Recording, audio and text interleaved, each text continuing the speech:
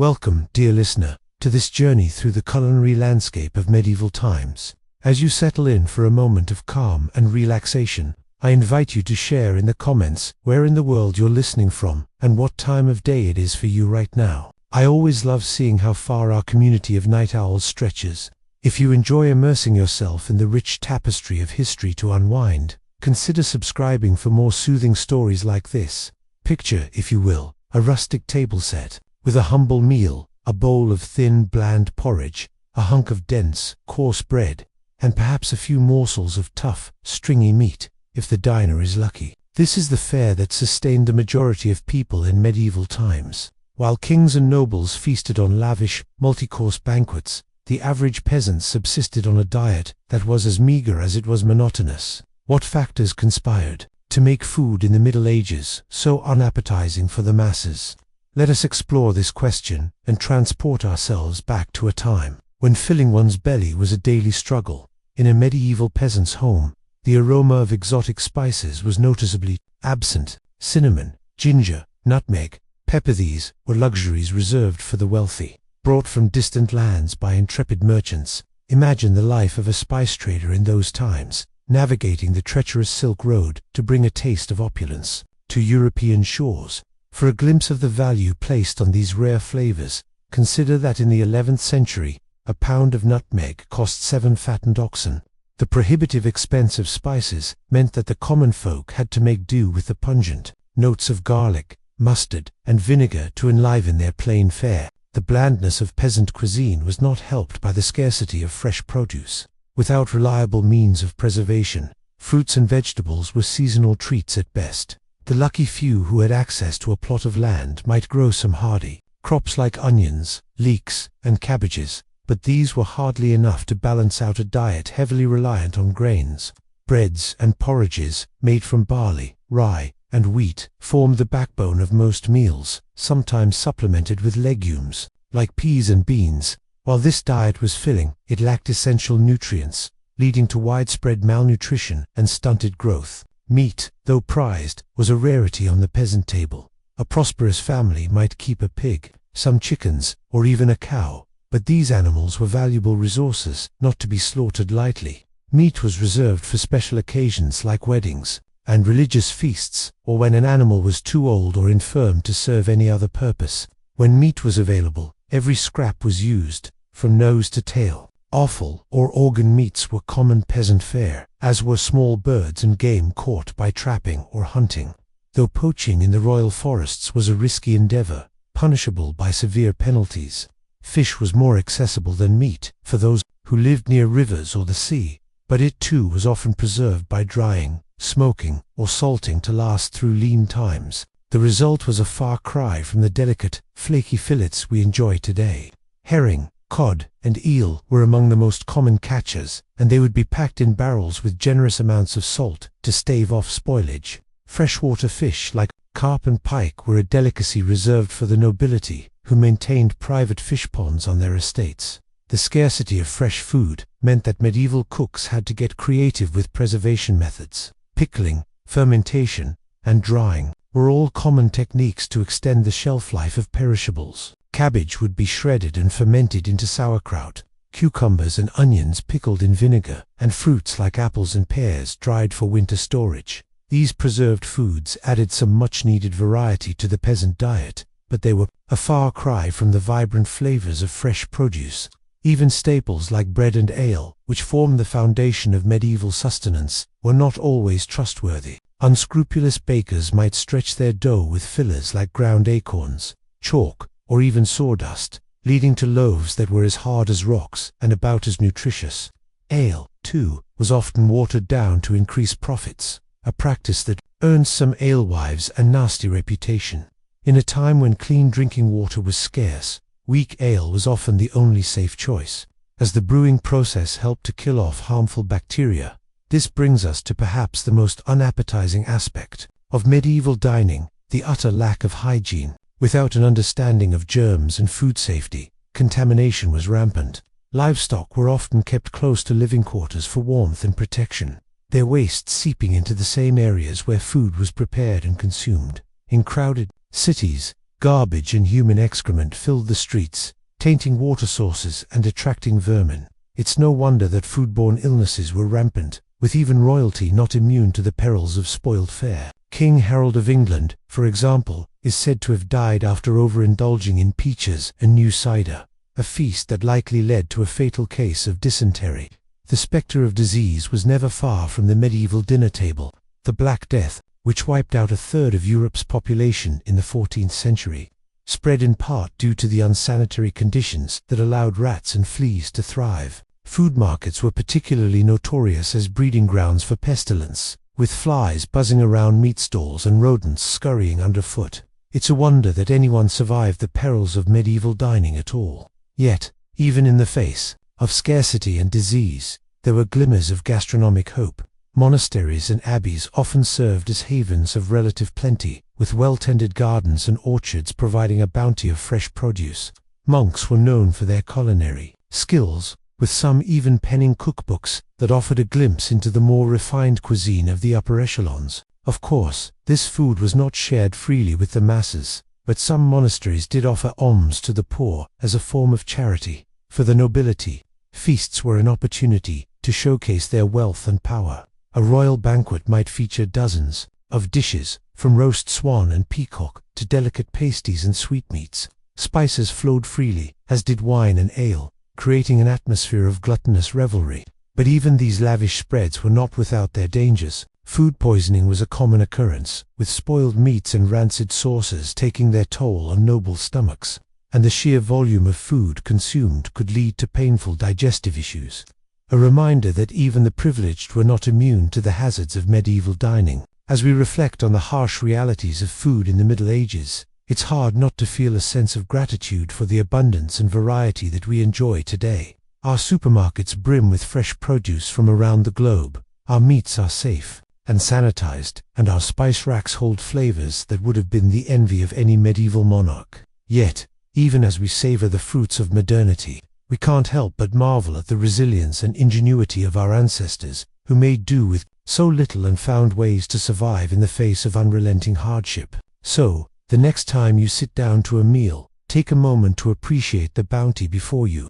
Savor the flavors and textures that medieval peasants could only dream of, and raise a glass to the countless generations who toiled and struggled to bring us to this point. And if you find yourself grumbling about a less-than-perfect dish, spare a thought for the medieval diner, for whom even a simple bowl of porridge was a hard-won blessing. As we let our minds drift back to that distant past, let us take comfort in the knowledge that we are the fortunate inheritors of centuries of culinary progress, and let us not forget the lessons that history has to teach us, lessons of perseverance, creativity, and the enduring power of the human spirit to find sustenance and joy, even in the darkest of times. And so, dear listener, I bid you good night and sweet dreams of a world where food is not just a necessity, but a source of endless delight. May your own culinary journey be filled with flavor, nourishment, and the warm glow of gratitude for all that we have been given. Until next time, rest well and dream of feasts yet to come. Part 4. Adulterated Food and Drink. In the dimly lit streets of a medieval city, a baker named Cedric surreptitiously glances left and right before ducking back into his shop. He pulls out a sack of sawdust and begins kneading it into the dough, stretching his paltry supply of flour. For many bakers, this deception was the only way to eke out a meager living. Bread was the lifeblood of the medieval diet, but its purity was often compromised. Unscrupulous bakers would add fillers like ground acorns, chalk, or sawdust to extend their dough. What resulted was a coarse, gritty loaf that offered little nutrition. The very staple that sustained peasants through their back-breaking labor had become yet another hardship to endure. Ale and wine, too, fell victim to the desperation of the times. Alewives and innkeepers, struggling to turn a profit, would water down their brew to stretch it further. The resulting drink was a thin, sour swill that bore little resemblance to the hearty ale that was the pride of the British Isles. One such alewife, Beatrice, toils over her bubbling cauldron, stirring in yet another bucket of cloudy water. Her children hover near, their hungry eyes watching each drip, knowing their next meal depends on this batch. As she ladles out a mug of the watered-down brew, she sighs, remembering the rich, full-bodied ale her grandmother once crafted. family recipe now lost to necessity. In a time when clean drinking water was a rarity, this adulterated ale and wine became an unfortunate necessity. Wells and rivers were often contaminated by human and animal waste, making them rife with disease. The alcohol in these drinks, though diluted, was still potent enough to kill some of the harmful bacteria, and so, peasants were forced to choose between risking the sickness of tainted water or the empty calories of watered-down ale. Attempts were made to curb these deceptive practices. The Assize of Bread and Ale, a 13th-century law, set strict regulations on the price, weight, and quality of bread and ale. Transgressors faced hefty fines or even time in the pillory. But with the limited means of enforcement and the desperation of the poor, these laws did little to stem the tide of food adulteration. And so, the medieval peasant's lot was one of constant compromise, a balancing act between the gnawing pain of hunger and the bitter disappointment of adulterated food. Each mouthful was a reminder of their precarious existence, where even the most basic sustenance could not be taken for granted. As we delve further into the realities of medieval food, we must remember that these were not just historical facts, but the daily struggles of real people. In our next chapter, we'll explore how the very spaces in which they lived contributed to the challenges they faced in securing a decent meal. The close quarters shared by man and beast, and the lack of sanitation that plagued medieval cities, made the simple act of eating a perilous proposition. Part 5. Unsanitary conditions. Picture, if you will, a small thatched cottage huddled against the chill of a medieval winter. Inside, a family huddles around a meager fire, their breath mingling with the steam rising from a bubbling pot of pottage. In the corner, a pig roots through the rushes covering the dirt floor. It snorts and grunts, a constant backdrop to the family's daily life. This was the reality for many medieval peasants. A life lived in close quarters with their livestock. Animals were often kept inside the home for warmth and safety, their dung and debris mingling with the straw and rushes that served as the only floor covering. It was a breeding ground for disease, with fleas and lice thriving in the unsanitary conditions. Even in the grandest castles, sanitation was a challenge. Without a proper understanding of hygiene, even the most lavish feasts could end in tragedy. The story of King Harold of England serves as a poignant example. In 1216, while traveling across the country, the king fell ill after consuming a surfeit of peaches. Historians now believe these peaches were likely spoiled, leading to a case of dysentery that ultimately claimed the king's life. In the crowded cities of medieval Europe, the situation was even more dire. Narrow streets were choked with garbage and human waste, tainting the air and seeping into the water supply. In London, the River Thames served as both a source of drinking water and a dumping ground for the city's refuse. It's little wonder that disease ran rampant, with outbreaks of dysentery, typhoid, and even the dreaded Black Death. The Black Death, which swept through Europe in the 14th century, was in part able to spread so quickly and claim so many lives due to the unsanitary conditions of medieval cities. Fleas, carried by the rats that thrived in the filth, became the unwitting harbingers of the plague, spreading the disease from person to person with terrifying efficiency. For the average peasant, there was little escape from these unsanitary conditions. They lived and died amidst the filth, their bodies weakened by malnutrition and constant exposure to disease. Even the simple act of eating, which should have been a source of nourishment and comfort, became a gamble with every bite. As we consider these realities, it's easy to feel a sense of despair for the plight of the medieval peasant. But amidst this darkness, there were glimmers of light, the kindness of neighbors sharing what little they had, the solace found in faith and community. In our next chapter, we'll explore how the church, despite its own role in the hardships of the time, also offered a measure of relief and hope to the hungry and the downtrodden. Part 6. The influence of the church. The tolling of church bells marked the rhythm of life in medieval Europe. For peasants toiling in the fields, these peals signaled not just the call to prayer, but also a reprieve from the unrelenting demands of their work and their hunger.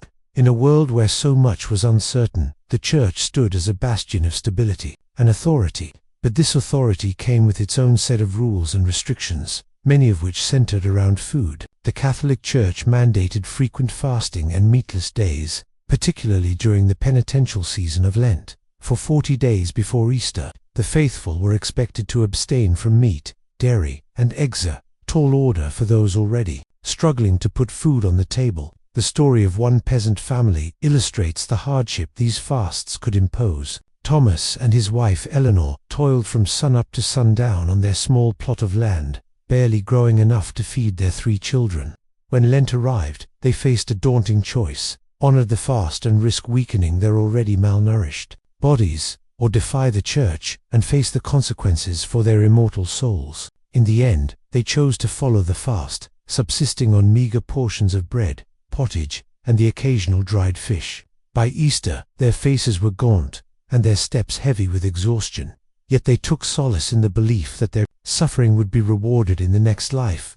Despite the additional hardships these fasts imposed, the church was not entirely deaf to the plight of the poor. Monasteries and abbeys often served as a source of food aid, distributing bread and alms to the needy as a form of Christian charity. The monks, with their vast lands and resources, were able to provide a measure of relief to the hungry masses. Yet even this charity had its limits. When crops failed and famine struck, the demand for aid often outstripped the church's ability to provide, and for those caught poaching in the royal forests, a desperate attempt to supplement their meager diets with fresh game.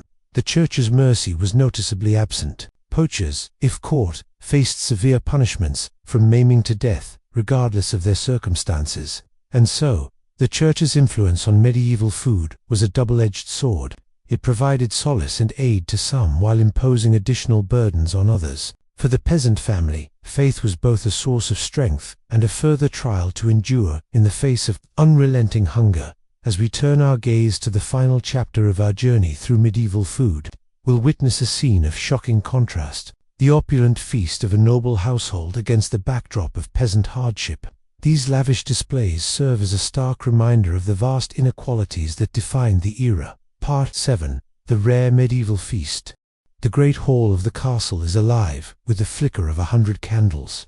Tapestries line the walls, their vibrant threads telling stories of heroic deeds and courtly love. At the head of the room, on a raised dais, the lord and lady preside, over a scene of opulence and plenty. Down the center of the hall stretches a massive oak table, groaning under the weight of countless dishes. Whole roasted pigs, their skins crackling and golden, jostle for space with elegant silver platters of delicately spiced peacock. Baskets overflow with fresh-baked manchet bread, each loaf as white and soft as a cloud. The air is thick with the aroma of saffron, cinnamon, and clove spices, so precious they're worth their weight in gold.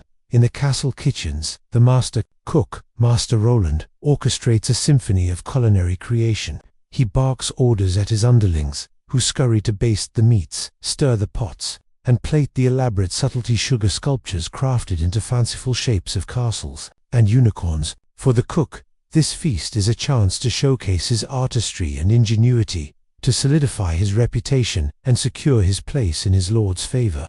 As the feast progresses, the diners gorge themselves on a seemingly endless parade of dishes. They tear into the tender flesh of roast venison, sup on creamy almond soup, and savor the delicate flavor of blancmange, a dish of shredded chicken mixed with rice, milk, and sugar. They wash it all down with goblets of richly spiced wine and frothy ale. But even amidst this revelry, there are reminders of the precariousness of medieval life. A noblewoman, her face flushed with wine, suddenly pales and excuses herself from the table, her stomach churning from the richness of the food. A knight, his teeth rotting from the sugary delicacies, bites into a particularly tough piece of meat and winces in pain.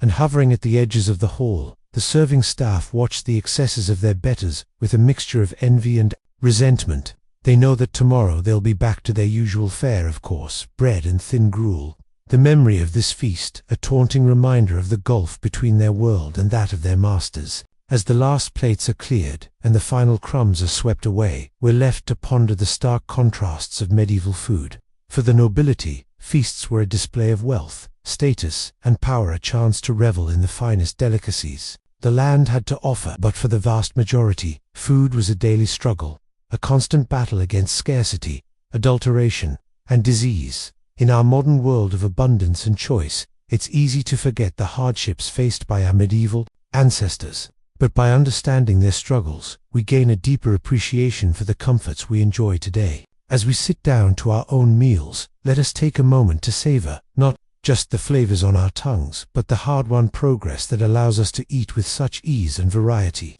And so, as we close the book on this exploration of medieval food, let us do so with a sense of gratitude and perspective.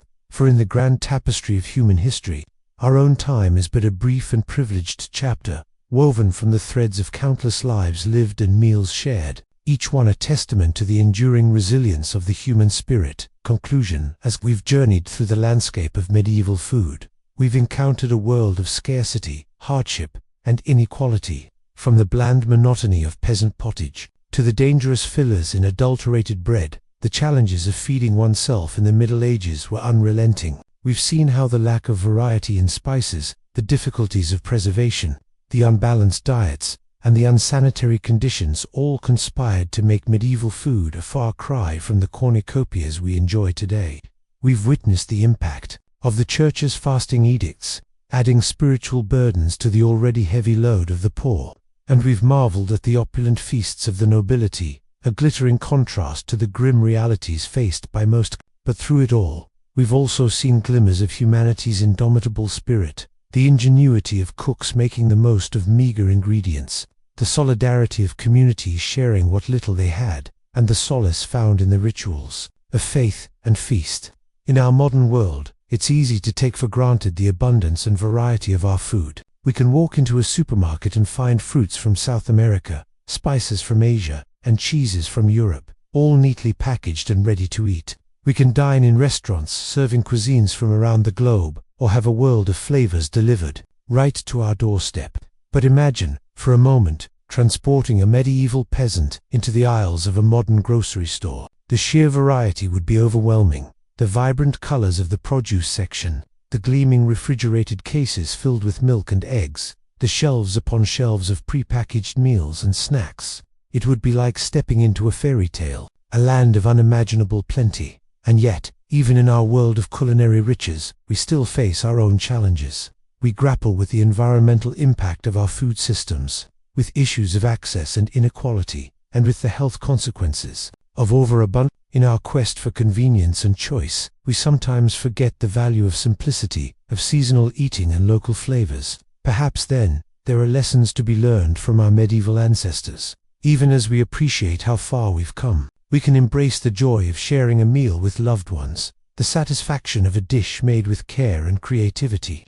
We can remember the value of preserving and cherishing the bounty of the earth, rather than taking it for granted. And most of all, we can approach our own meals with a sense of gratitude and wonder, recognizing the incredible journey that food has taken to reach our plates, from the sun-drenched fields to the bustling kitchens, to the warmth of our own tables. Each bite is a testament to the resilience and ingenuity of the human spirit across the ages. So, as we end our journey through the annals of medieval food, let us raise a glass or perhaps a humble wooden cup to the countless generations who came before us. Through their struggles and triumphs, their hunger and their hopes, they laid the foundation for the world we inhabit today.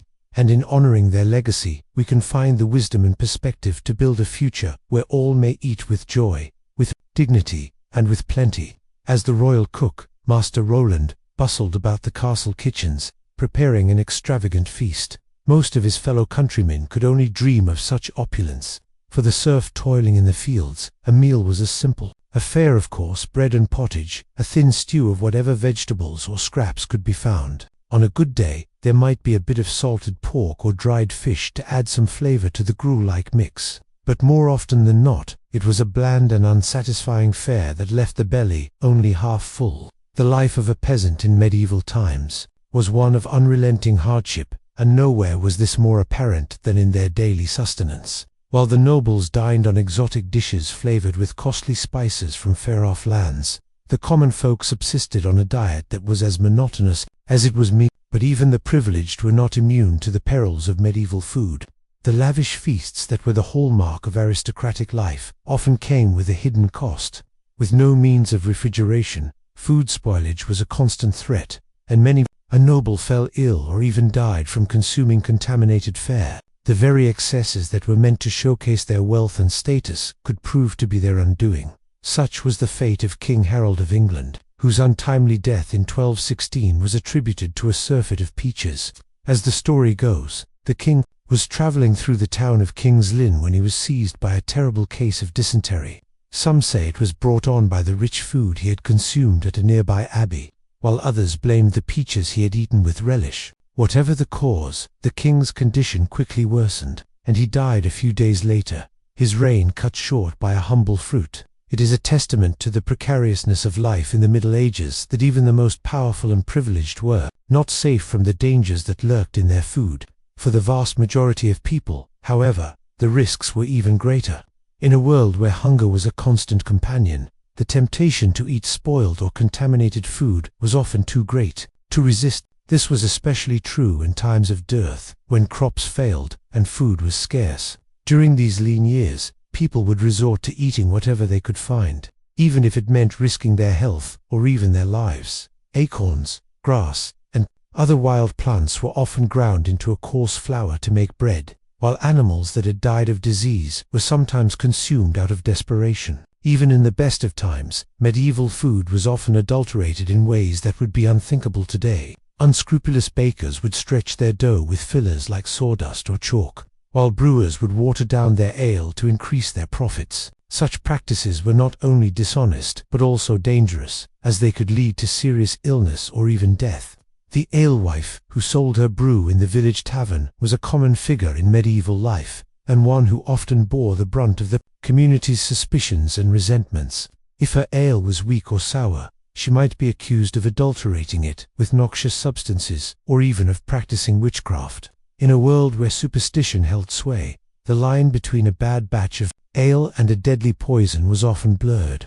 Despite the many challenges and hardships that medieval people faced in their daily lives, they were not without their small joys and comforts. For the peasant family gathered round the hearth at the end of a long day, a simple meal of bread and pottage could be a moment of respite and togetherness. And for the monks and nuns who dedicated their lives to prayer and service, the austere diet prescribed by their religious orders could be a source of spiritual nourishment and discipline. But even in the monasteries and abbeys that dotted the medieval landscape, food was not always a source of comfort or sustenance. During the holy season of Lent, when Christians were expected to fast and abstain from meat, the already limited diets of the religious orders would be further restricted. For 40 long days, they would subsist on little more than bread, water, and the occasional vegetable or fish. For some, this period of deprivation was a welcome opportunity to focus on their spiritual lives and to draw closer to God. But for others, it was a time of great hardship and temptation, as the pangs of hunger gnawed at their resolve and tested their faith. In a world where food was so often scarce and unpredictable, the idea of voluntarily giving it up must have seemed like the height of insanity. And yet, despite all the hardships and challenges that medieval people faced in their daily lives, they found ways to adapt and persevere. They learned to preserve their food through salting, smoking, and drying, to make the most of the meager ingredients available to them, and to find joy and comfort in the simple pleasures of life. In many ways, the story of medieval food is a story of resilience and ingenuity in the face of adversity. It is a reminder of how far we have come in terms of food safety, variety, and abundance, but also of how much we still have in common with our ancestors. For just as they struggled to put food on the table and to nourish their families, so too do we grapple with the challenges of our own time, from climate change and food insecurity to the pressures of modern life. As we sit down to our own meals, laden with a dizzying array of flavors and ingredients from all corners of the globe, it is easy to forget the hardships and sacrifices that have brought us to this point.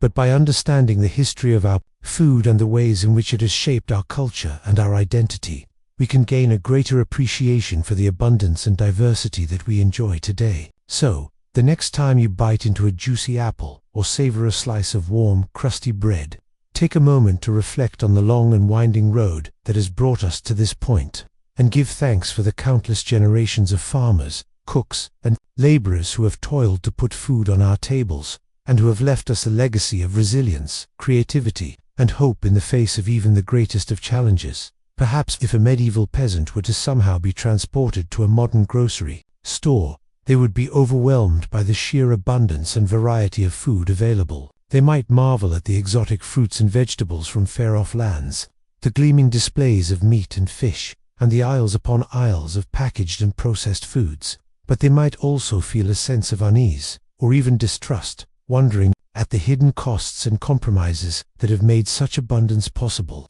They might question the methods by which our food is grown and raised, the additives and preservatives that keep it fresh and appealing, and the impact that our food choices have on our health, our environment, and our communities. In the end, the medieval peasant might simply shake their head in wonder and return to their own time, content with the simple fare that has sustained them for generations. For while our modern food system may offer us greater choice and convenience than ever before, it is not without its own challenges and drawbacks. And just as the medieval peasant had to learn to make do with what they had, to find joy and sustenance in the face of scarcity and hardship, so too must we learn to navigate the complexities of our own food landscape. We must learn to make choices that nourish not only our bodies but also our souls, that honor the sacrifices and struggles of those who came before us, and that leave a legacy of health and abundance for generations to come. So let us raise a toast to the humble peasant, the hard-working farmer, the skilled artisan, and all those who have labored to put food on our tables throughout history. Let us savor the flavors and textures of the foods we eat, not just as a source of sustenance, but as a connection to the past and a promise for the future. And let us never forget the power of food to bring us together, to nourish our bodies and our spirits, and to remind us of our shared humanity in the face of even the greatest of challenges. As we've seen, the medieval spice trade was a lucrative but perilous business. Those who controlled the flow of spices could amass great fortunes, while those who toiled to bring these precious commodities to Europe risked life and limb. One such spice merchant was a man named Lorenzo de Vivaldi. Born in the early 14th century to a noble Venetian family, Lorenzo seemed destined for a life of ease and comfort, but a restless spirit and a thirst for adventure led him down a different path. In 1338, Lorenzo set out on a journey that would take him across the known world, from the bustling ports of Italy to the distant lands of China and India. As a papal envoy and missionary, his official purpose was to spread the Christian faith. But Lorenzo was also a keen businessman, always on the lookout for valuable spices and other exotic goods to bring back to Europe. Lorenzo's travels were fraught with danger at every turn. He crossed the vast deserts of Central Asia, braving sandstorms and bandits. He navigated treacherous mountain passes in the Himalayas, battling altitude sickness and frostbite. He sailed the storm-tossed seas of the Indian Ocean, praying to survive each monsoon season. But for all the hardships he endured, Lorenzo was also enchanted by the wonders he encountered. He marveled at the gleaming white palaces of Khombolek, the Mongol capital later known as Beijing. He admired the pious devotion of the Thomas Christians in southern India. He reveled in the heady scents and flavors of the spice markets in Calicut and Malabar. Along the way, Lorenzo gathered a rich cargo of cinnamon, pepper, cloves, and nutmeg, carefully packed in chests to protect them from moisture on the long journey home. He knew that if he could bring these spices safely back to Italy, he stood to make a fortune. But Lorenzo's luck was not to hold. According to some accounts, his ship was lost at sea on the return voyage, taking him and his precious spices down to the briny deep. Other tales hold that he survived the journey, only to be robbed and murdered by brigands on the outskirts of Venice, his spices scattered to the wind. Whatever the truth of his fate, Lorenzo de Vivaldi's story reminds us of the incredible risks and rewards of the medieval spice trade. For a few wealthy merchants and lucky adventurers, spices could be a ticket to untold riches. But for most, like Lorenzo, they remained a tantalizing dream, always just out of reach. As we drift off to sleep, let us imagine we are in a bustling spice market in some far-flung corner of the medieval world. The air is thick with the scent of pepper and cinnamon, cardamom and saffron. Merchants haggle in a dozen different tongues, their voices rising and falling like the tide. We wander the narrow lanes, baskets in hand, marveling at the colorful mounds of spices from every corner of the globe. Here, a pile of ginger root, gnarled and pungent. There a heap of cloves, like tiny brown nails, their aroma warm and sweet. But as we fill our baskets, we can't help but feel a pang of regret for the many who will never taste these flavors. For the poor peasants back home, a pinch of pepper would be an unthinkable luxury, let alone a fragrant curry or a spiced wine. Their food, as we'll explore further, is a monotonous grind of gruel and grit, a far cry from the sumptuous feasts we've seen at the tables of the wealthy. But even those lavish banquets, as we'll soon discover, could come with their own hidden dangers and disgusting surprises, so let us savor this imagined abundance, this rare sensory delight, as we drift deeper into dreams. For when we wake, we'll have to confront once more the harsh realities of food in the Middle Ages, that made filling one's belly a daily battle for princes and paupers alike. The scarcity and hardship that defined medieval food for the masses extended even to the staples that formed the backbone of their diets. Bread, the most basic and universal of foods, was often a coarse, unappetizing loaf that would be nearly unrecognizable today. For poorer peasants, bread was made from lower quality grains like barley, rye, and even beans or chestnuts in times of shortage. This resulted in dense, dark loaves that were difficult to digest and provided little nutrition. The bread was often full of gritty impurities from poor milling techniques, and it would quickly go stale or moldy in the damp conditions of many peasant homes. Even for slightly better off peasants who could afford wheat bread, the end product was a far cry from the fluffy, leavened loaves we enjoy today. Leavening agents like yeast were expensive and hard to come by, so most bread was unleavened flatbread, similar to modern pita. These flatbreads would be baked on a hearthstone or dried in the sun, resulting in a hard, cracker-like consistency. The quality of bread was so important that it was often used as a marker of social class. The whitest, finest loaves, made from pure wheat flour, were reserved for the nobility, while the grayish-brown loaves of the peasantry were derided as black bread. In some regions, strict laws even prohibited commoners from consuming white bread, reserving it as a privilege of the elite. One figure who stood out in the history of medieval bread production was the 12th century mystic, Saint Agnes of Cologne. Born into a noble family in what is now Germany, Agnes entered the monastic life as a young girl and rose to become the abbess of her own community. In addition to her visionary spiritual writings and musical compositions, Agnes was renowned for her knowledge of herbalism and natural medicine. She wrote extensively about the properties of grains and the importance of proper nutrition, even at a time when such ideas were not widely understood. In her treatise Natura, Agnes described spelt, an ancient grain closely related to wheat, as the best grain for human consumption. She believed that spelt bread nourished the body and enhanced longevity, while cautioning against the consumption of raw cereals as damaging to health. Agnes put her knowledge into practice, overseeing the extensive agricultural lands and bakery of her abbey. Under her guidance, the nuns of Cologne produced high-quality spelt bread that was distributed to the sick and poor in the surrounding community. Though spelt was still a luxury commodity out of reach for most peasants, Agnes's advocacy of it as a healthier alternative to common wheat was remarkably prescient. Modern nutritional science has vindicated many of her claims, showing spelt to be higher in protein and easier to digest for many people than highly processed modern wheat. The life and work of Agnes of Cologne provide a glimpse into the crucial role that bread played in medieval society, not just as a staple food, but as a symbol of social status and a potential tool for healing. Her teachings, informed by a holistic understanding of the connection between food and health, foreshadowed modern ideas about nutrition and wellness. Despite the efforts of visionaries like Agnes, bread for most people in the Middle Ages remained a coarse, bland staple that was often scarce. The unequal distribution of this basic necessity was just one more way in which the stark class divides of medieval society manifested in its food culture. For the poorest peasants, even the meager comfort of a regular supply of bread could be stripped away by the cruel twists of fate and weather. In times of drought, flood, or blight, when grain crops failed, the specter of famine loomed large over medieval communities.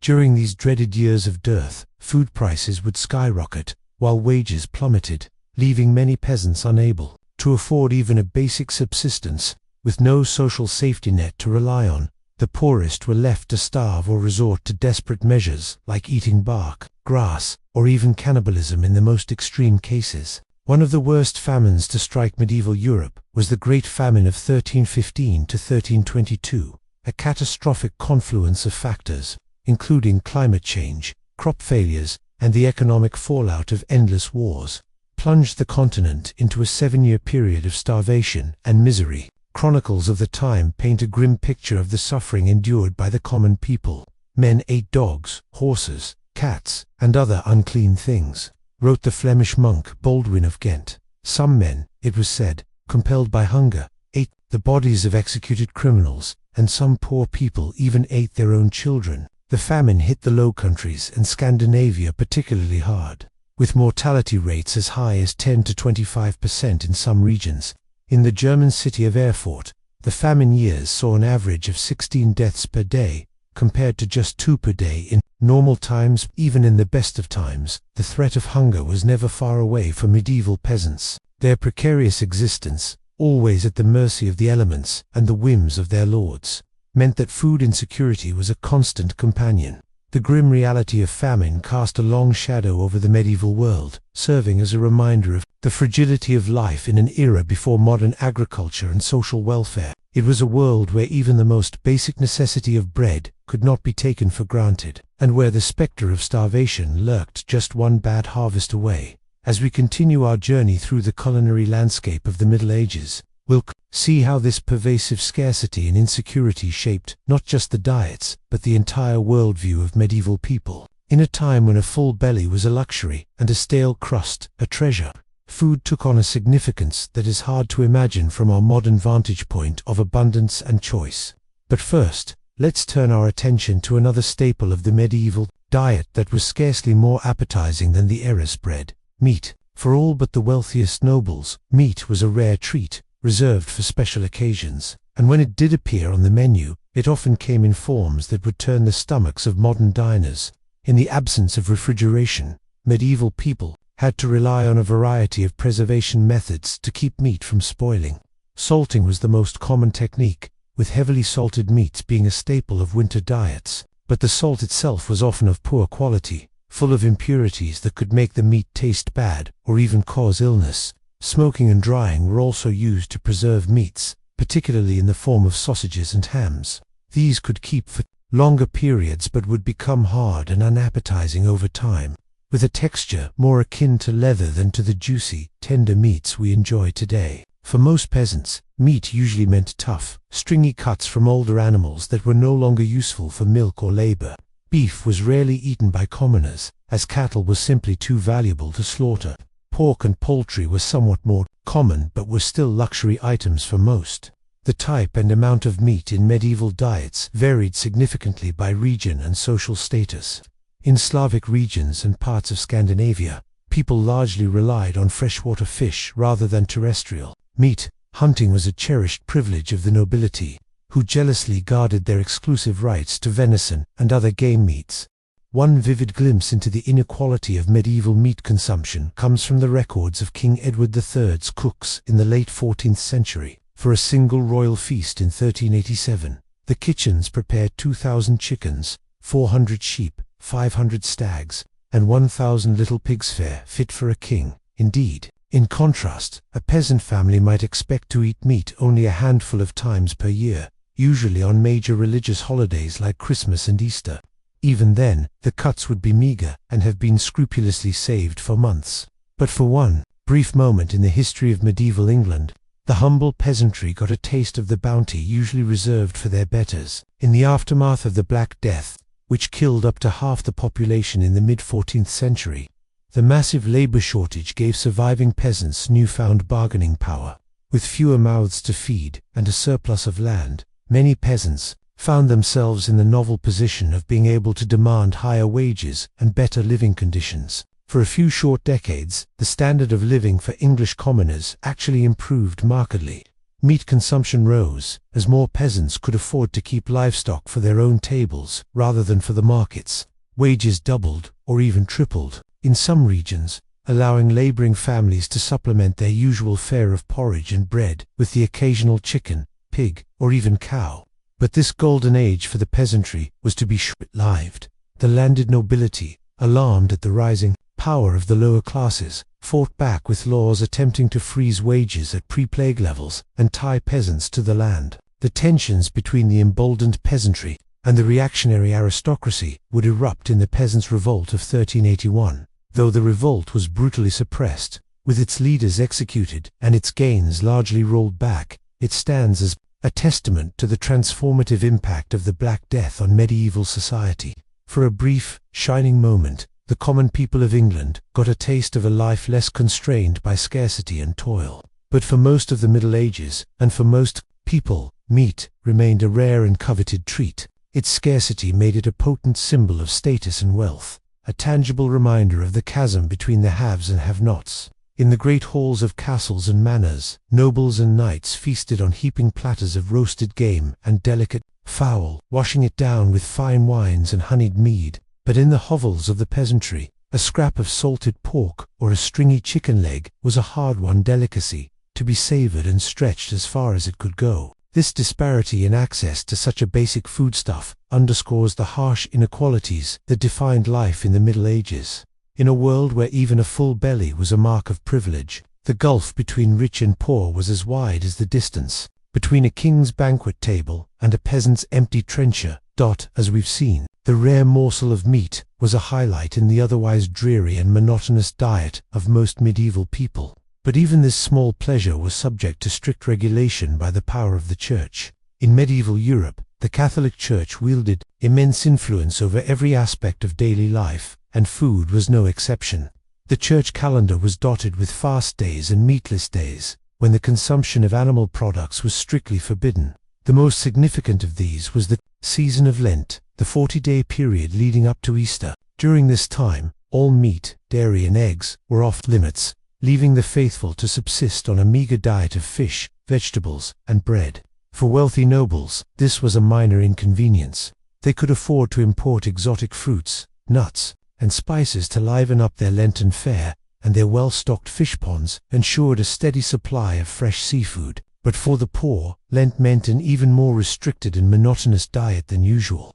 The Church's rationale for these dietary restrictions was rooted in the idea of penance and spiritual discipline. By denying themselves the pleasures of the flesh, even in the form of food, the faithful were thought to be purifying their souls and aligning themselves with the suffering of Christ. But in a world where hunger and scarcity were daily realities for most people, the idea of voluntary deprivation must have seemed a bitter irony. For peasants who rarely tasted meat anyway, the imposition of additional restrictions could feel like a cruel joke. Yet the power of the Church was so great that few dared to openly flout its dietary decrees. To do so was to risk not just social ostracism, but the very real threat of eternal damnation. In a time when the afterlife was considered more real and important than earthly existence, this was a potent deterrent indeed. One poignant tale that illustrates the hardships of Lenten fasting comes from the records of a 14th-century English manor. In 1322, a peasant woman named Marjorie Willow was brought before the manor court on charges of stealing 2 loaves of bread during Lent. In her defense, Marjorie pleaded that she had stolen the bread to feed her starving children, who were too young to understand the rules of the fast. She begged for mercy, arguing that surely God would not want her innocent babes to go hungry. The court, moved by her plea, took the unusual step of acquitting Marjorie of the theft charge, but they still admonished her for breaking the Lenten fast, reminding her that the needs of the soul must take precedence over the desires of the body. For Marjorie and countless others like her, the rigid dietary restrictions of the Church must have seemed like just one more burden in a life already defined by hardship and hunger. In a world where food was scarce and survival precarious, the idea of willingly foregoing what little sustenance was available must have been difficult to swallow. But the Church's influence on medieval food culture wasn't entirely negative. Monasteries and abbeys were often at the forefront of agricultural innovation, pioneering new techniques for crop rotation, irrigation, and selective breeding. They also served as repositories of classical knowledge about agriculture and food preservation, keeping alive the wisdom of ancient Rome and Greece. Moreover, the Church played a vital role in providing food aid to the poor and hungry. Monasteries were known for their charitable distribution of bread and ale to the needy, and many operated hospitals and almshouses to care for the sick and destitute. In a time before social welfare programs or organized charity, the Church was often the only safety net available to the most vulnerable members of society. Its teachings about the virtues of charity and the sin of gluttony helped to create a moral imperative for those with means to share their bounty with the less fortunate. Of course, this charity was often mixed with a hefty dose of paternalism and moral judgment. The poor were expected to be grateful for whatever scraps they were given and to accept their lot in life as divinely ordained. But for those on the brink of starvation, Even a small act of kindness could mean the difference between life and death. That's the Middle Ages wore on. The culinary distance between the wealthy and the poor only grew wider. By the late 14th and 15th centuries, Europe was in the grips of what some historians have called the Little Ice Age, a period of cooler temperatures and frequent climatic disruptions.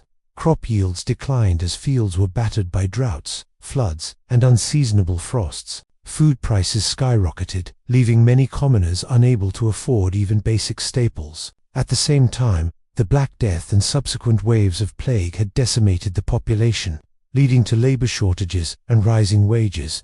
In response, the nobility and emerging merchant class doubled down on conspicuous consumption as a way to display their wealth and status. Lavish banquets featuring exotic dishes and opulent displays of sugar sculptures and gilded peacocks became the order of the day. Meanwhile, the poor were left to survive on whatever meager scraps they could scrounge. In times of dearth, many were reduced to eating famine bread, made from a desperate mix of peas, beans, acorns, and even sawdust. Others resorted to foraging for wild plants or hunting any animals they could catch, from rodents to crows. But even in the midst of this stark inequality, there were glimmers of hope and resistance. Peasant revolts, like the English Rising of 1381 or the German Bauernkrieg of the early 16th century, saw the common people rising up to demand better treatment and a fairer share of the wealth. While these uprisings were often brutally suppressed, they nonetheless testified to the unquenchable human spirit and the enduring dream of a world where everyone could enjoy the basic dignity of a full belly and a decent life. And in the kitchens and gardens of ordinary people, the seeds of a more vibrant and diverse food culture were being planted. Women, who bore the primary responsibility for feeding their families, were the unsung heroes of medieval cuisine. With creativity and resourcefulness, they found ways to coax flavor and nourishment out of even the humblest ingredients. In the folk traditions of pickling, preserving, and foraging, they passed down knowledge that would sustain their communities through the lean times and lay the foundation for the culinary revolutions to come. And in the communal ovens and shared meals of village life, they nurtured a spirit of solidarity and resilience that would prove as sustaining as any loaf of bread. So, while the story of food in the Middle Ages is undoubtedly one of hardship and deprivation, it is also a story of ingenuity, resilience, and hope. In the face of scarcity and oppression, medieval people found ways to nourish not just their bodies but their spirits, to find joy and communion in the simple act of sharing a meal. As we look back on this distant and often difficult past, we can take inspiration from their example. In a world that is still riven by inequality and hunger, their story reminds us of the fundamental human right to food and the vital importance of fighting for a more just and sustainable food system. And in our own kitchens and around our own tables, we can honor their legacy by cherishing the abundance we enjoy and remembering always to share it with those who have less. For in the end, the true measure of a society is not in the opulence of its feasts but in the way it cares for its most vulnerable members. As we've seen, for the vast majority of people in medieval Europe, food was a daily struggle of scarcity, monotony, and even danger. But there was one place where the food was always abundant, always varied, and always exquisite: the royal court. While peasants subsisted on gruel and stale bread, nobles feasted on the finest delicacies the land had to offer. Imagine being the royal cook, Master Roland, entrusted with the monumental task of preparing lavish meals for the king and his court. Your day begins before dawn as you oversee the delivery of ingredients from far and wide. Wagons roll into the castle courtyard, laden with barrels of wine from Bordeaux, wheels of cheese from the Alps, crates of spices from the Orient. The king's huntsmen ride in with deer and boar slung over their saddles, ready to be transformed into savory roasts and pies. In the cavernous castle kitchens, a small army of servants bustles about under your command. Fires roar in the great hearths as spits turn slowly, roasting meats to perfection. Cauldrons bubble with fragrant stews and soups, while bakers knead dough for bread and pastries. The air is thick with the aroma of exotic spices: cinnamon, cloves, nutmeg, cardamom, each worth more than their weight in silver. As the hour of the feast approaches, you put the finishing touches on your creations: a magnificent roast swan, its plumed neck curving gracefully on the platter. a gleaming aspic studded with gems of fruit and topped with gold leaf, a towering subtlety in the shape of the king's coat of arms, painted in vibrant hues. Each dish is a work of art, crafted to delight the eye as much as the palate. When, at last, the noble guests file into the great hall and take their seats, it is time for your masterpieces to be unveiled. Servants parade the platters in, presenting each to the high table with a flourish. The guests ooh and ah as they are served, marveling at the bounty before them. For a few glorious hours, they dine like gods, sampling delicacies from every corner of the known world. But even here, in the rarefied realm of the royal court, the spectre of illness lurks behind the splendor. For all their expense and artistry, even the most sumptuous dishes could harbor deadly spoilage, and the sheer excess of the feast often led to overindulgence. It was not unheard of for a courtier to literally eat himself to death, felled by his own gluttony. So, while the royal feast may have stood in stark contrast to the meager rations of the common folk, it was not without its own perils. In a world without refrigeration or food safety standards, no one was truly safe from the dangers of the dining table, rich or poor. The medieval relationship with food was always a precarious one. Today, we can scarcely imagine the hardships that our ancestors endured simply to fill their bellies. The poorest among us have access to a variety and quality of food that would have been unthinkable even for medieval kings. We can walk into a gleaming supermarket and find fruits and vegetables from every season, meats and cheeses from every continent, spices and sauces from every cuisine. We can eat what we want, when we want, without fear of famine or food poisoning. But perhaps, in our abundance, we have lost something as well. The medieval peasant, for all his suffering, likely felt a deep connection to the land and the turning of the seasons. He knew intimately the sweat and toil that went into every mouthful. While we may pity him his limited options, he would likely look upon our pre-packaged mass-produced meals with a mixture of wonder and horror. One can imagine a medieval serf transported to the snack aisle of a modern grocery store, marveling at the colorful bags and boxes stretching out before him. He picks up a shiny packet, turning it over in his weathered hands. Cheetos, he reads slowly, sounding out the unfamiliar word. Made with real cheese. He shakes his head in disbelief. Real cheese, for a mere peasant. Impossible. He puts it back on the shelf and moves on, overwhelmed by the strange bounty of this new world. As we drift off to sleep, bellies full of whatever we desire, let us take a moment to reflect on the privilege of choice. Let us remember the countless generations who came before, who fought and scraped and starved, so that we might have the luxury of a full larder. And let us be grateful for the simple, everyday miracle of enough to eat. As the sun set over the bustling port city of Lisbon, a weary spice merchant named Diego disembarked from his ship, his precious cargo of exotic spices from the east secured tightly in his satchel. Diego had spent months traversing the treacherous Silk Road, braving bandits, sandstorms, and searing heat to bring a taste of faraway lands to the tables of wealthy Europeans. For Diego and merchants like him, the spice trade was a lucrative but perilous endeavor. The demand for spices like pepper, cinnamon, cloves, and saffron was insatiable among the nobility, who used them to flavor their rich dishes and show off their affluence. But for the common folk, these fragrant seasonings remained an unattainable luxury, their meals remaining sadly bland and unappetizing. As Diego navigated the winding canals of Lisbon to deliver his wares to his wealthy clientele, he couldn't help but reflect on the stark divide between the opulent feasts of the rich and the meager rations of the poor. While nobles dined on succulent roasts flavored with exotic spices, peasants subsisted on little more than coarse bread and watery porridge, their palates never knowing the lively tang of pepper or the warm, sweet embrace of cinnamon. The life of a spice merchant was one of constant movement and danger, with fortunes won and lost on the whims of the sea and the shifting sands of the desert. Diego had seen his fair share of hardships on his journey's attacks by marauding bandits, treacherous mountain passes, and the ever-present threat of disease, but he pressed on, driven by the promise of riches and the thrill of the unknown. As he made his final deliveries and counted his profits, Diego couldn't shake the feeling that, for all the wealth and prestige the spice trade brought him, it remained a bitter reminder of the deep inequalities that plagued medieval society. While he dined on saffron-infused stews and fragrant spiced wines, the common people went to bed with growling stomachs, their dreams haunted by the enticing aromas that wafted from the kitchens of the elite. With a heavy heart, Diego retired to his lavish villa for the night, knowing that tomorrow he would once again set sail for distant lands, chasing the promise of fortune and leaving behind a world where the simple pleasure of a flavorful meal remained an unattainable dream for most.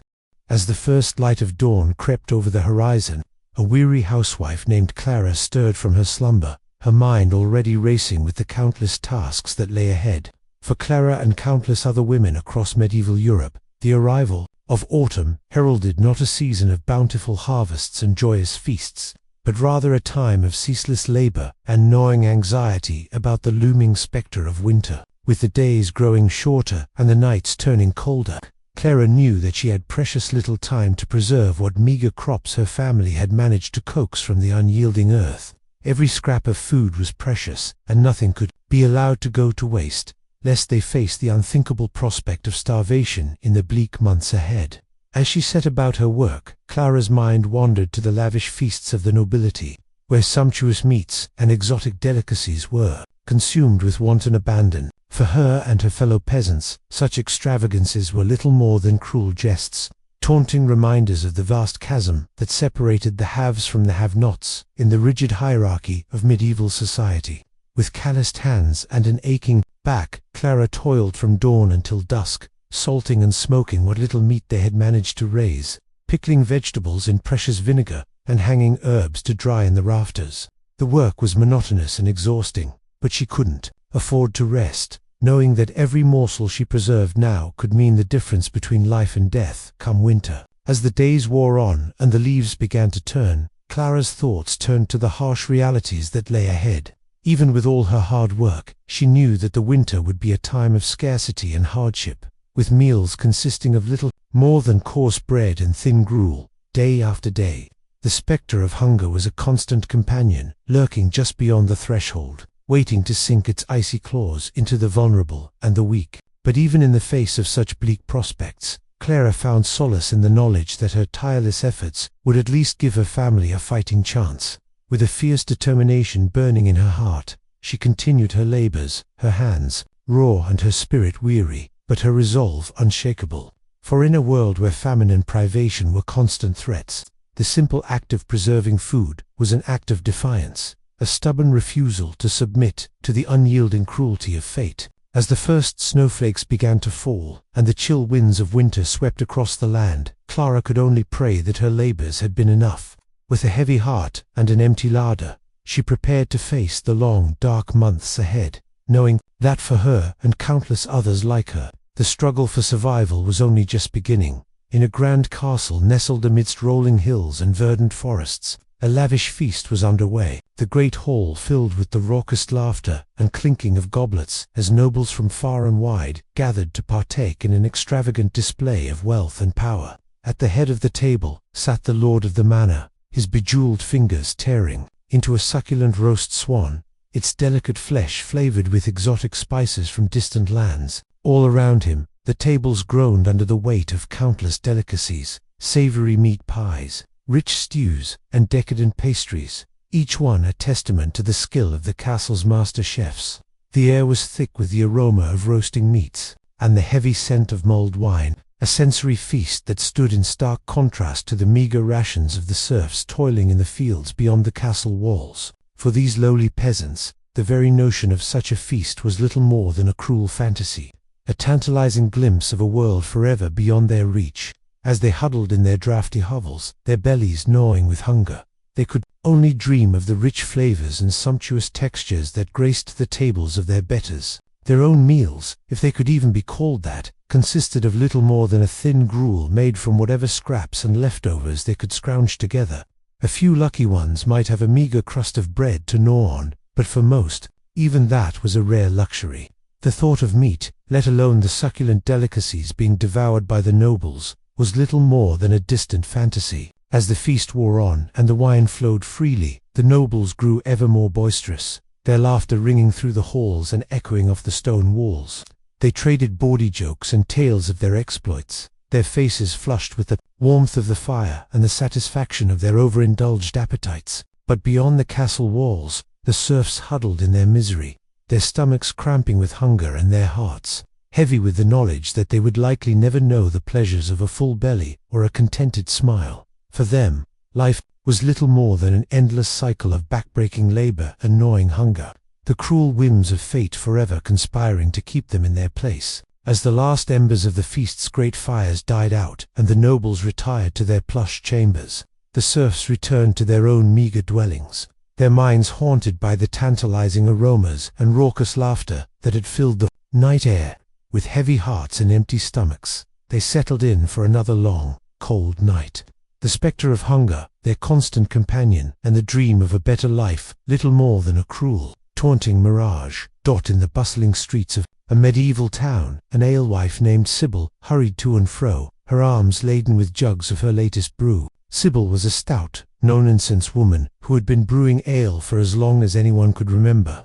It was a hard life, fraught with long hours and meager profits, but it was the only life she had ever known. As she made her way through the winding alleys, dodging the refuse and filth that littered the streets, Sybil couldn't help but feel a pang of guilt over the shortcut she had taken with her latest batch. Times were tough, and the price of grain had skyrocketed, leaving her with little choice but to stretch her ale with a bit of extra water. It was a risky move, one that could land her in hot water with the local authorities if anyone found out. But what choice did she have? Sybil knew that her customers, mostly hard-working laborers and craftsmen, relied on her ale to provide a brief respite from the drudgery of their daily lives. They craved the rich, hearty flavor and the pleasant buzz that came with a few pints after a long day's work. But with the cost of ingredients eating into her already meager profits, Sybil had been forced to cut corners wherever she could. As she arrived at the tavern and began to unload her wares, Sybil couldn't shake the nagging feeling that she was betraying her customers' trust. She took pride in her craft, and the thought of serving them watered-down swill made her stomach churn. But what choice did she have?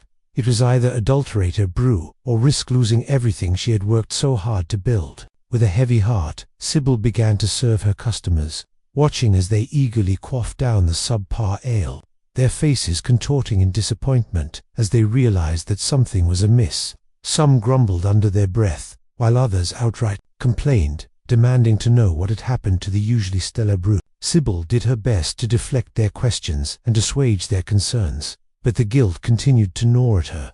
She knew that her actions were wrong, but in a world where survival was a daily struggle, sometimes compromises had to be made. As the night wore on and the crowd began to thin, Sybil finally allowed herself a moment to breathe. She surveyed the empty jugs and the meager pile of coins on the counter, a bitter reminder of the harsh realities of her trade. With a weary sigh, she began to clean up, her mind already racing with worries about how she would make ends meet in the days to come. For Sybil and countless other alewives like her, the struggle to survive in a world of scarcity and hardship was a constant battle. Each day brought new challenges and difficult choices, and the line between right and wrong often blurred in the face of desperation. But still, they persevered, driven by the hope that someday, somehow, their hard work and sacrifice would pay off, and they would finally know the taste of a better life. In the grand halls of a medieval palace, a royal cook named Bertrand scurried about the kitchen, his brow furrowed in concentration as he oversaw the preparations for the evening's lavish feast. Bertrand was a master of his craft, renowned throughout the land for his ability to create culinary masterpieces that dazzled the senses and left even the most discerning palates in awe. As he moved from station to station, barking orders and sampling sauces, Bertrand couldn't help but feel a sense of pride at the opulence and extravagance that surrounded him. The kitchen was a hive of activity, with scullery maids and kitchen boys scurrying to and fro, their arms laden with the finest ingredients from across the realm. There were plump capons and succulent roasts, their skins glistening with honey and spices, mountains of fresh fruits and vegetables, their colors so vibrant they seemed to leap off the platters, and delicate pastries and confections, each one a work of art in its own right. It was a true testament to the wealth and power of the royal court, and Bertrand reveled in his role as the mastermind behind it all.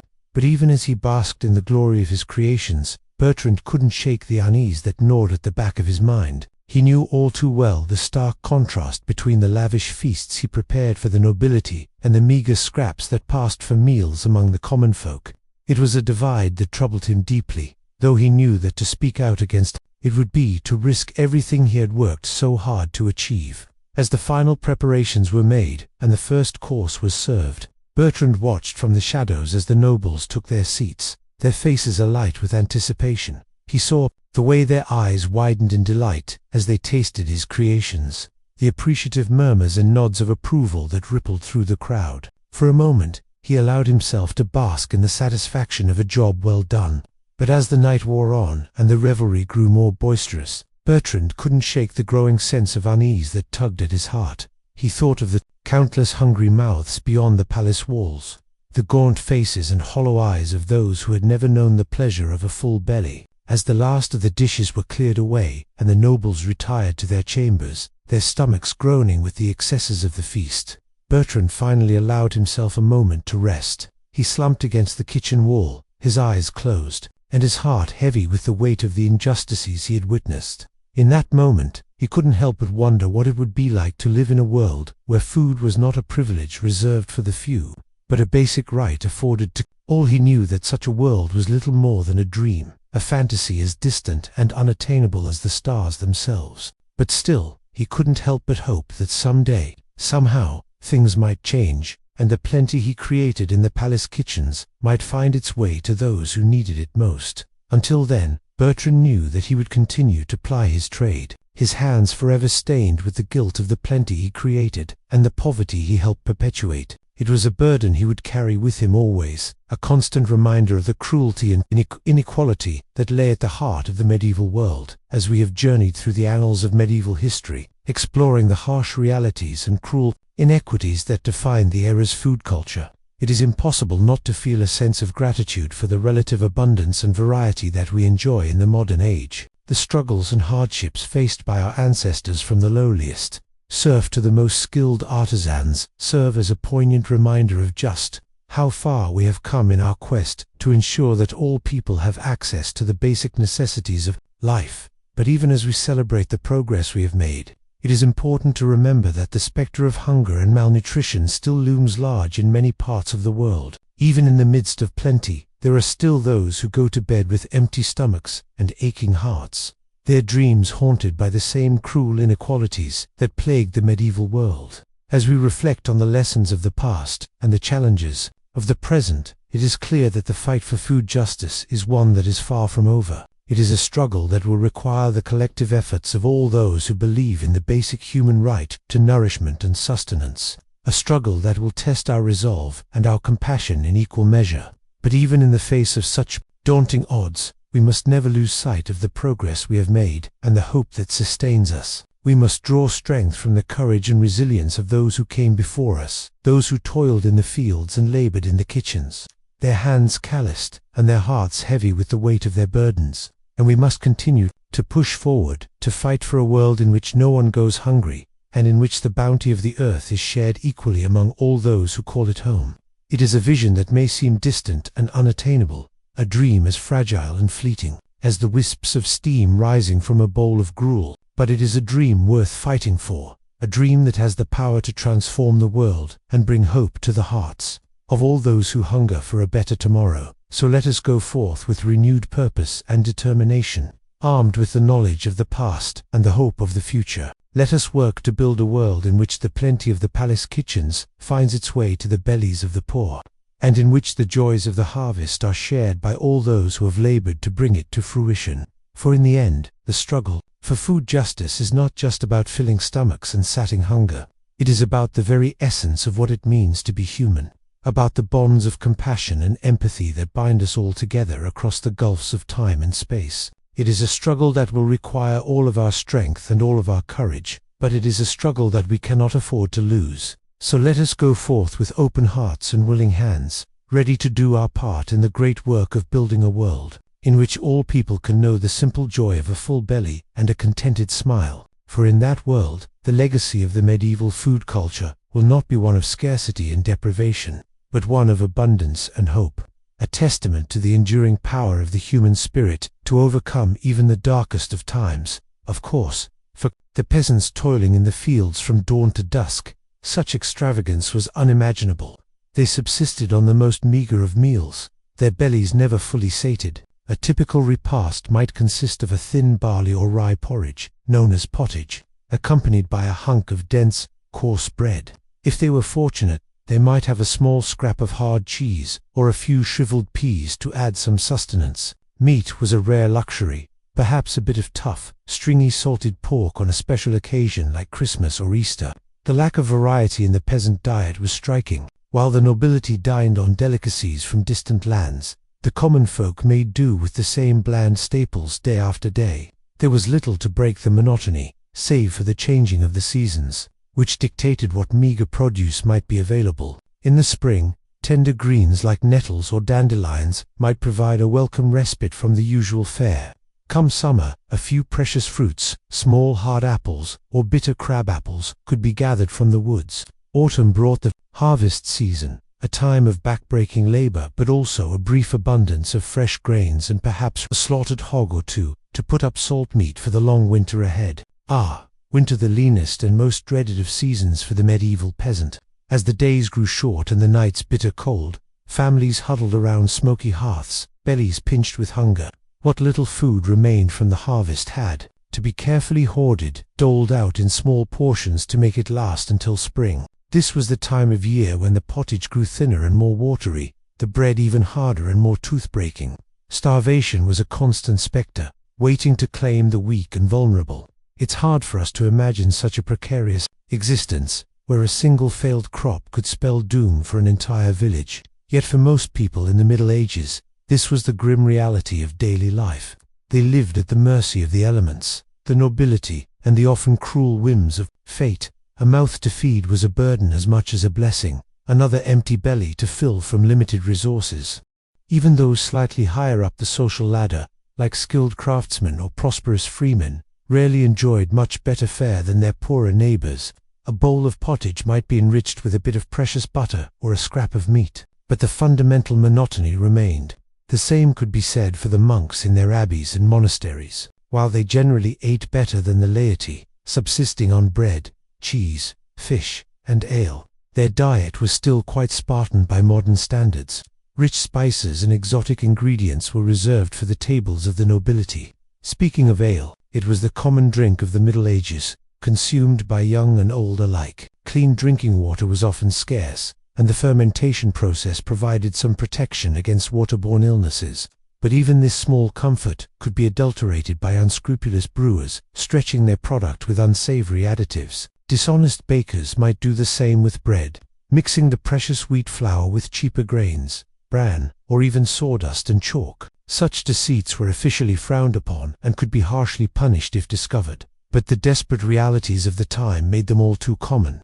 This was a world where food was a daily struggle, a relentless cycle of toil and hunger for all but a privileged few. The nobles in their grand halls, dining on elaborately prepared dishes and fine wines, seemed to inhabit an entirely different plane of existence from the grimy, half-starved peasants working their lands. It was a stark divide, one that bred resentment and sometimes open rebellion. But more often, it bred a sort of grim resignation and acceptance that this was simply the way things were. A peasant's lot was to suffer and endure, to eke out a meager living from an unforgiving land, and hope for a better life in the hereafter. Yet, even in the midst of such hardship, there were small moments of respite and celebration. Holidays and feast days provided brief glimpses of plenty, when even the poorest might enjoy a bit of meat or a sweet pastry.